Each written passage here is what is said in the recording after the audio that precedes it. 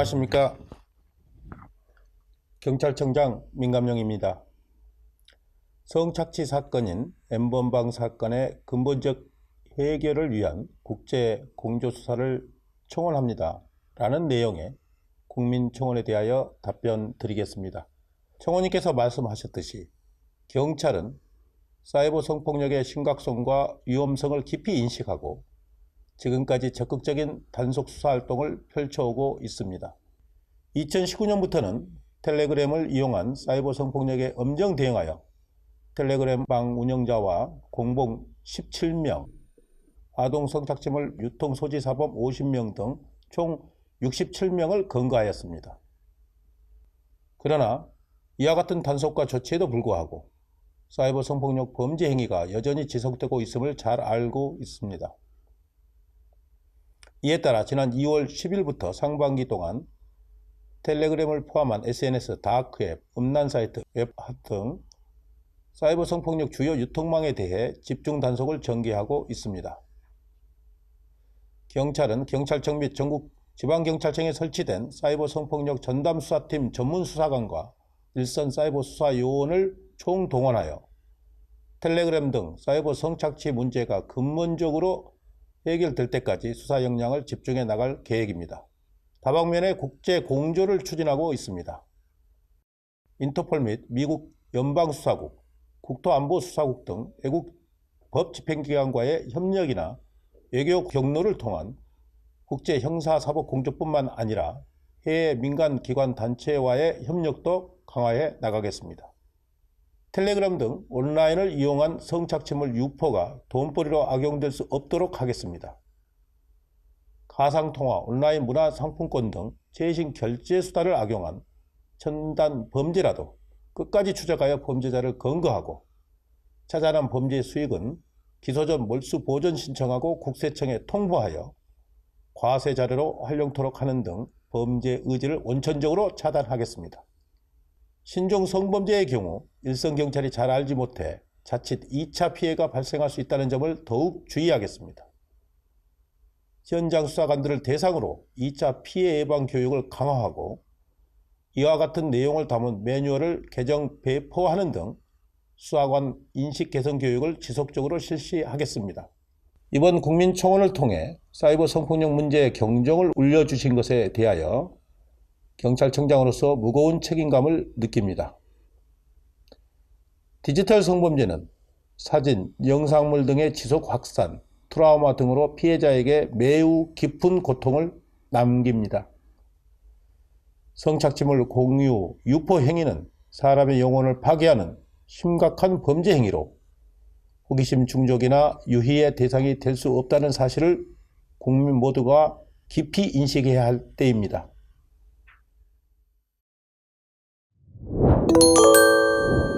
갈수록 심각해지는 디지털 성범죄를 막기 위해서 정부와 여당이 법 개정에 나섭니다. 앞으로는 모든 성착취물을 사거나 또는 가지고만 있어도 처벌하도록 하는 내용입니다. 자세한 소식은 권지윤 기자가 전하겠습니다. 총선 이후 첫 당정회의의 초점은 디지털 성범죄 처벌 강화입니다. N번방 사건 이후 국회에 발의된 각종 법안 가운데 성착취물 구매자와 소지자로 처벌 대상을 확대하는 법안은 꼭 처리하기로 당정은 뜻을 모았습니다. 현행법상 아동 청소년 성착취물은 갖고만 있어도 이미 처벌 대상인데 이를 전체 성착취물로 확대하는 겁니다. 아동 청소년 성착취물의 경우 제작 범죄에 대한 공소시효를 폐지하고 판매자에 대해선 형량을 현행 징역 10년 이하에서 5년 이상으로 하한을 두는 식으로 높이기로 했습니다. 미성년자가 동의했더라도 성관계를 맺으면 그 자체로 성폭행으로 간주해 처벌하는 의제 성폭행도 피해자 나이 기준을 현행 13세 미만에서 16세 미만으로 높여서 처벌을 강화합니다. 마약 사건처럼 잠입 수사도 허용하고 유죄 확정 전에도 범죄 수익을 몰수할 수 있는 독립 몰수제도 도입합니다. 유죄 판결 이전이라 해도 몰수할 수 있도록 하고 피의자의 신상도 적극 공개하겠습니다. 반인륜적 디지털 성범죄에 대한 처벌을 강화하자는 사회적 공감대에 발맞춘 건데 독립몰수제의 경우 유죄 확정 전 몰수는 위헌 소지가 있고 처벌 형량에서 디지털 성범죄와 다른 강력범죄의 형평성을 따져봐야 한다는 일부 반론 등이 입법 논의 과정에서 제기될 걸로 보입니다. SBS 권준입니다. 미성년자 성착취물을 만들고 유포한 텔레그램 박사방의 운영자 조주빈에게 1심에서 징역 40년이 선고됐습니다. 재판부는 박사방은 범죄 조직이라며 조주빈을 장기간 사회에서 격리할 필요가 있다고 강조했습니다. 강민우 기자입니다. 미성년자를 포함한 여성들을 협박해 촬영한 성착취 영상물을 판매, 유포한 이른바 박사방. 서울중앙지법은 아동청소년보호법 위반과 범죄단체 조직 등의 혐의로 기소된 박사방 운영자 조주빈에게 징역 40년과 전자발찌 30년 부착을 선고했습니다. 재판부는 조 씨가 다양한 방법으로 다수 피해자를 유인, 협박해 성착취물을 제작했고 이를 유포하면서 피해자들의 신상을 공개해 복구 불가능한 피해를 줬다고 밝혔습니다. 재판부는 특히 박사방 조직이 범행만을 목적으로 구성된 범죄 집단이라고 인정했습니다. 박사방이라는 범죄 집단을 조직하고 그 조직원들을 이용하여 계획적으로 범행한 사정이 불리한 정상. 또 손석희 JTBC 사장 등에 대한 사기 혐의도 유죄로 인정됐습니다. 조 씨는 지난해 사건 관련 정보를 주겠다며 속여 손 사장에게 1,800만 원을 받아내고 사기 피해금을 찾아주겠다며 윤장현 전 광주시장에게 3천만 원을 받은 혐의로도 재판에 넘겨졌습니다. 공범들에게도 중형이 선고됐습니다. 전직 거제시청 공무원 천모 씨는 징역 15년, 전직 사회복무요원은 징역 13년, 유료회원 임모 씨와 장모 씨는 각각 징역 8년과 7년, 이른바 태평양으로 불린 미성년자 이모 군은 장기 10년, 단기 5년을 선고받았습니다. 성착취의 근간을 찾고 그것을 발본 세건하고 가해자들이 죗값을 받을 수 있게 법과 제도를 정비하고 텔레그램 성착취 끝장은 이제 시작일 뿐이다. 범죄단체 조직 혐의를 인정한 이번 판결을 계기로 비슷한 사건에서 중형 선고가 이어질 걸로 보입니다. SBS 강민우입니다.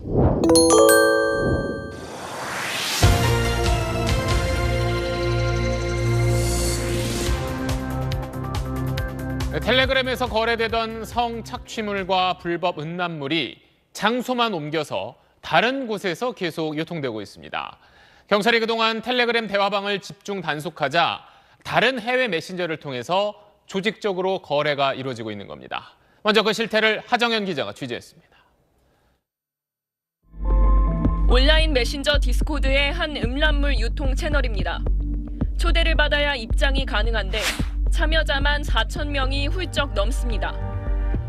음란물의 종류, 용량별로 책정해둔 가격표도 있습니다.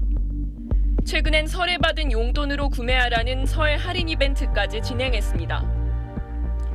채널 운영자뿐 아니라 개인 간 거래도 공공연하게 이뤄집니다. 게다가 텔레그램 박사방에서 공유됐던 성착취물까지 버젓이 거래하고 있습니다. 취재진과 대화를 나누던 한 판매자는 박사방에서 유포된 다수의 영상을 가지고 있다며 한 폴더당 2만 원에 팔겠다고 제안합니다. 경찰은 디스코드 등을 이용한 불법 음란물 유통에 집중 수사했는데 총동원을 해서 그다음에 수사를 진행하면서 추가로 확인되는 그런 피해자들도 지속적으로 지금 모니터링하고 내수사 착수를 진행하고 있습니다. 그때만 몇 달 주춤한 뒤 음란물 불법 유통이 다시 활개를 치고 있는 겁니다.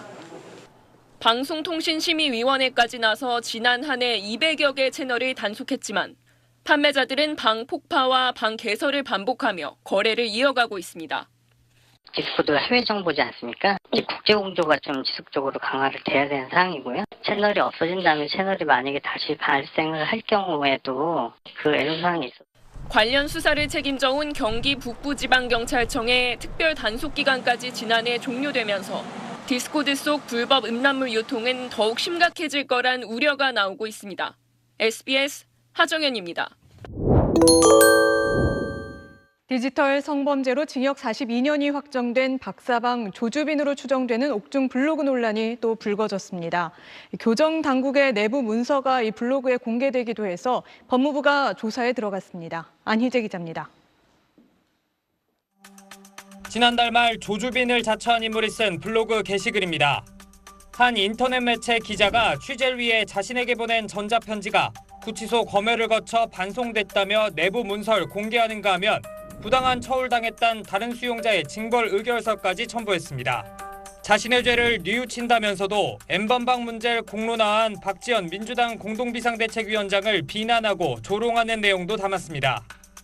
징역 42년형이 확정돼 복역 중인 조주빈은 지난 2월에도 억울함을 주장하는 글들을 블로그에 올렸습니다. 조 씨가 보낸 편지 등을 아버지가 받아 대리 작성한 걸로 드러나 조주빈은 구치소의 편지 검열 대상이 됐습니다. 네이버도 조 씨 블로그를 차단했는데 2달여 만에 비슷한 일이 되풀이된 겁니다. 법무부는 조주빈이 게재한 개인 편지표와 다른 수용자의 징벌 의결서가 외부로 반출된 적은 없다면서도 조 씨가 해당 자료를 어떻게 구해 블로그에 게시했는지, 구치소 외부 제3자의 조력이 있었는지 사실관계를 조사 중이라고 밝혔습니다. 서신 검열 대상이라고 해도 변호인과 주고받는 편지는 검열 대상에서 제외되고 검열 대상이 아닌 다른 수용자를 통해 대리 반출했을 경우 이를 적발하긴 쉽지 않다고 구치소 측은 설명했습니다. 블로그를 관리하는 네이버 측은 관련 신고가 접수된 상태라며 접근 제한 조치 여부를 검토 중이라고 전했습니다. SBS 안희재입니다.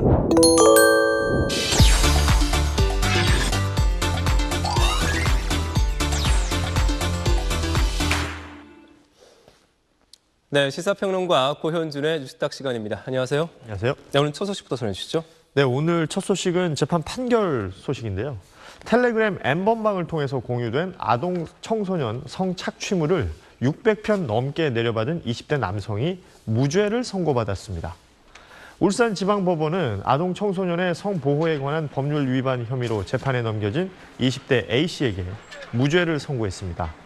A씨는 재작년 2월 N번방을 통해서 아동 청소년 성착취물 사진과 동영상 657개를 내려받아서 보관한 혐의로 재판에 넘겨졌었는데요. 재판 과정에서 A씨는 음란물 소지 사실은 인정을 하지만 N번방에 접속한 적이 없고 아동 청소년 성착취물인 것은 몰랐다고 주장을 했습니다. 재판부는 A씨가 받은 동영상 파일 이름이 모두 알파벳과 숫자로만 되어 있어서 동영상 내용까지 알 수 없었을 것으로 판단했습니다. 또 A씨가 소지한 성착취물 일부가 다른 사이트 등에서도 공유됐기 때문에 N번방에 접속했다고 단정할 수는 없다고 봤습니다. 재판부는 피고인이 한 번의 파일을 대량으로 내려받았지만 파일을 일일이 확인하지는 않은 것으로 보인다며 제출된 증거만으로는 아동 청소년 성착취물인 줄 알고 내려받았다고 보기는 어렵다고 밝혔습니다.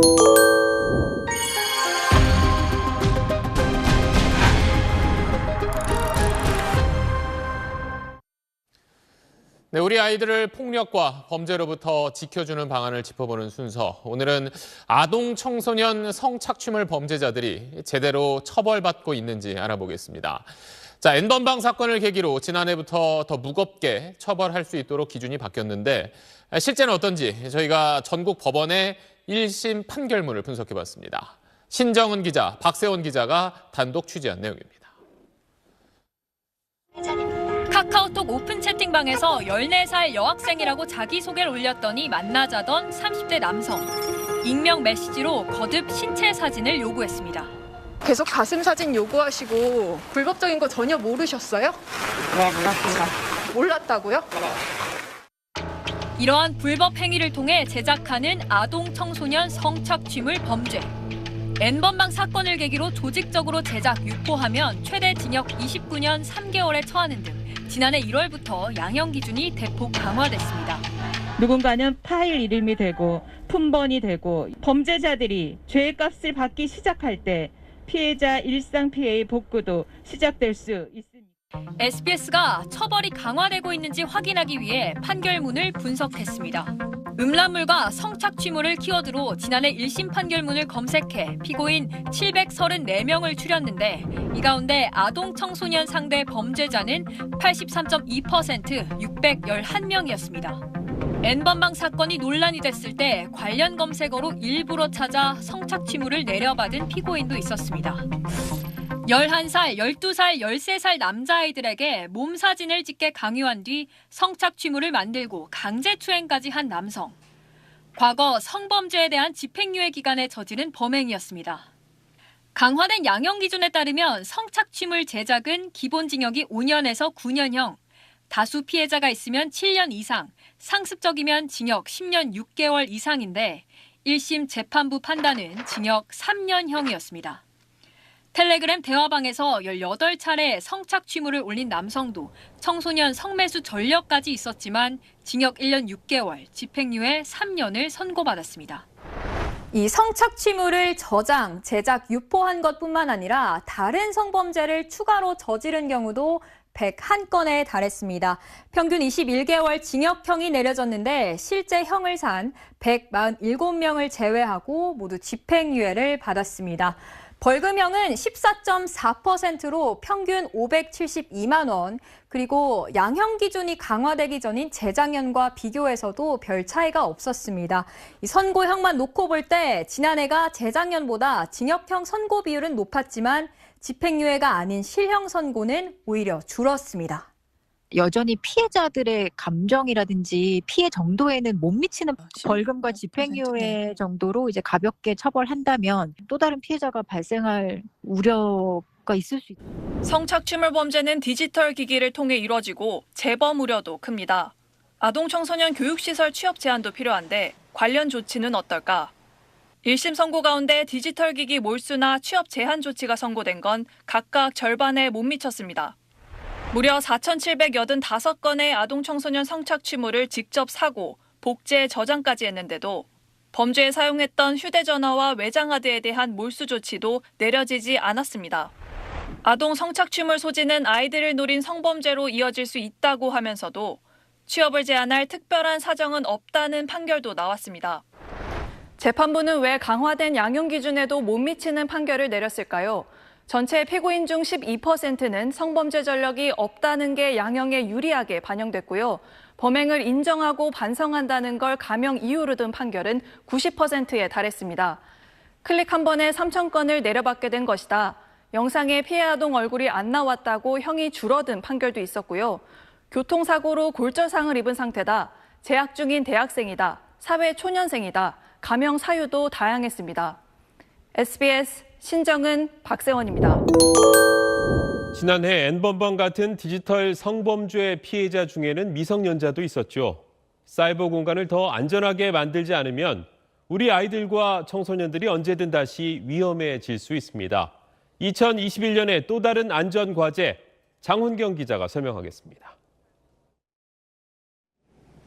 학생들이 많이 이용하는 한 스마트폰 게임입니다.